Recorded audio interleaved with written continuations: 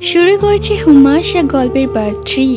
আশিক জিনের কথা শুনে হুমাশা প্রচন্ড ভয় পেয়ে যায়। তখন হুমাশা বলে ওঠে, জিন, আপনি কি আমার ক্ষতি করতে এসেছেন? তখন সেই জিনটি বলে, না, আমি তোমার ক্ষতি করব কেন?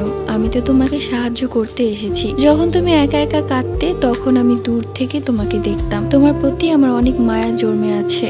জিনের সাথে কথা বলতে বলতে ঠিক তখনই হুমাশার মায়ের ঘুম ভেঙে যায়। আর হুমাশার মা হুমাশাকে বলে, কিরে হুমাশা, কার সাথে কথা বলছিস? আমি তখন কিছুটা ভ্যাবাচিকা খেয়ে যাই। আমি মাকে বলি, না মা, কারোর সাথে কথা বলছি না, আমি তো পড়ছিলাম। থাক, এখন পড়তে হবে না, ঘুমা, অনেক রাত হয়ে গেছে। এরপর মাকে দেখানোর জন্য ঘুমানোর নাটক করলাম। দেখলাম মা ঘুমিয়ে গেছে। এরপর আমি আবারও সেই জিনের দিকে তাকালাম, নেই, সেখানে কেউ নেই।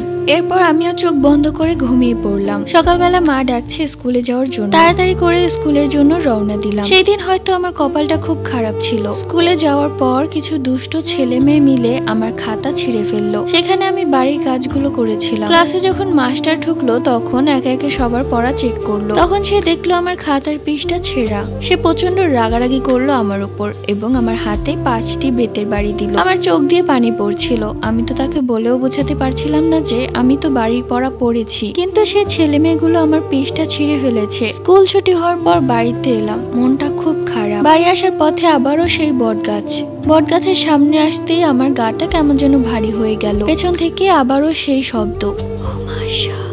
আমি সাথে সাথে বটগাছের দিকে তাকালাম। বটগাছের সামনে একটা কালো লম্বা অবয়ব দাঁড়িয়ে আছে। সে আমাকে হাতের ইশারায় তার কাছে ডাকলো। মনে মনে ভাবলাম, এই পৃথিবীতে মা ছাড়া সবাই খারাপ ব্যবহার করেছে, কিন্তু আরো একজন আমার সাথে খুব ভালো ব্যবহার করেছে। সে আর কেউ নয়, ওই জিনটি। আমি দেখলাম আমার শরীরটা না চাইতেও আপনা আপনি হেঁটে হেঁটে সেই বটগাছের সামনে যাচ্ছে। মনে হচ্ছিল আমার নিজের প্রতি নিজের কোনো কন্ট্রোল নেই। বটগাছের সামনে দাঁড়াতে সে বলল, হুমাশা, তোমাকে আজকে খুব সুন্দর লাগছে। আমি জানতাম তুমি আমার দিকে আসবে। আমি তখন কিছু বলবো, কিন্তু কিছুই বলতে পারছিলাম না। মনে হচ্ছিল মুখে কথা আটকে গেছে। তখন প্রচন্ড বাতাস হচ্ছিল। বাতাসের কারণে আমার চুলগুলো এলোমেলো হয়ে বারবার মুখে বাড়ি খাচ্ছে। তখন সেই জিনটা তার হাত দিয়ে আমার চুলগুলো কানের পেছনে সরিয়ে দিল।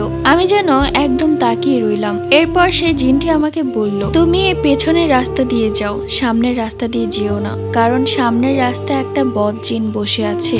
সে যদি তোমার দিকে নজর দেয় তাহলে তোমার সাথে খুব খারাপ কিছু হতে পারে, আর আমি চাই না তোমার সাথে খারাপ কিছু হোক। আমি তখনও কোনো কিছুই বলতে পারছিলাম না, মুখে কথা আটকে গেছে। আমি সেই জিনটার কথা মতো পেছনের রাস্তা দিয়ে গেলাম। বাড়ি যেতে যেতে একটা জিনিস আমার খুব ভালো লাগলো। বাতাসে যখন আমার চুলগুলো বারবার মুখে বাড়ি খাচ্ছিল তখন সে আমার চুলগুলো সরিয়ে দিয়েছে। কিছুটা মুচকি হেসে ফেললাম।